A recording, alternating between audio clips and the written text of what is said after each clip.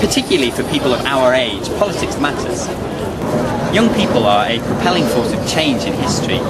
They are the agents of a youthful idealism under which the norms of a society are scrutinised and the basic expectations of human life under the state are reassessed.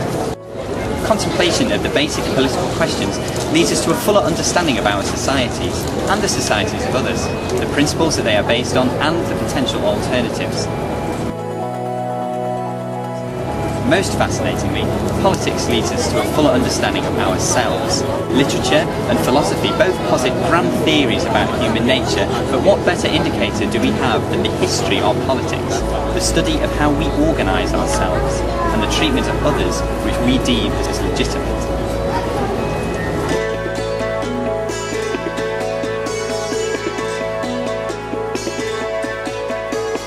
Politics is the way that society adjusts to the changing world around us. Our uncodified constitution allows us to evict governments and encourages their responses to the people's will and the changing expectations of life.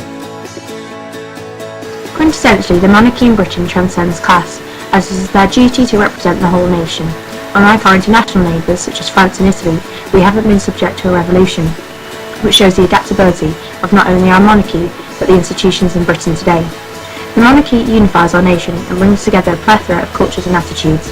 Events such as Diana's death, and more recently the royal wedding, show the strong sense of community and togetherness that our monarchy provides for.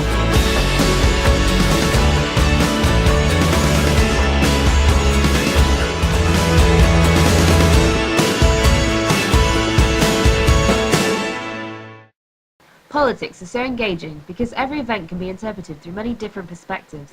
Take the 2011 riots, for example. We could see the images of fiery destruction and believe we were looking into the face of anarchy, the state of nature, a society without the restraining influence of coercive power. A particular sort of violent, destructive, nihilistic gangster culture has become the fashion. What we have seen on the streets of London and in other cities across our country is completely unacceptable.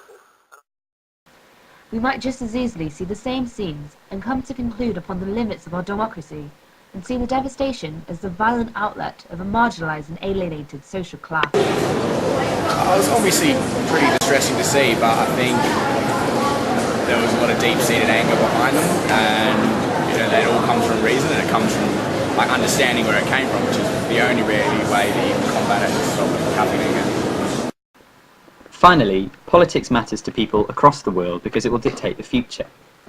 Much has been made in the media of Britain's declining world standing and the challenge to America's global hegemony by the ascending BRIC economies. But even if the West does in our lifetime fall from ascendancy, it makes our responsibility greater, not lighter. It was the United States and the United Kingdom and our democratic allies that shaped a world in which nations could emerge and individuals could thrive.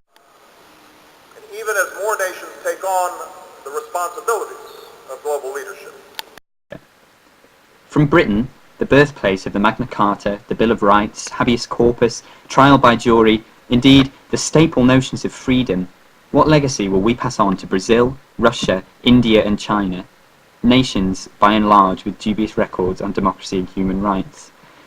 Do we rely on the force of the masses, on coercive economics, or will we try and export the ideals of freedom and democracy upon the point of a neocon's gun? It is an argument ubiquitous in foreign political debate, and probably the most important argument in the world today.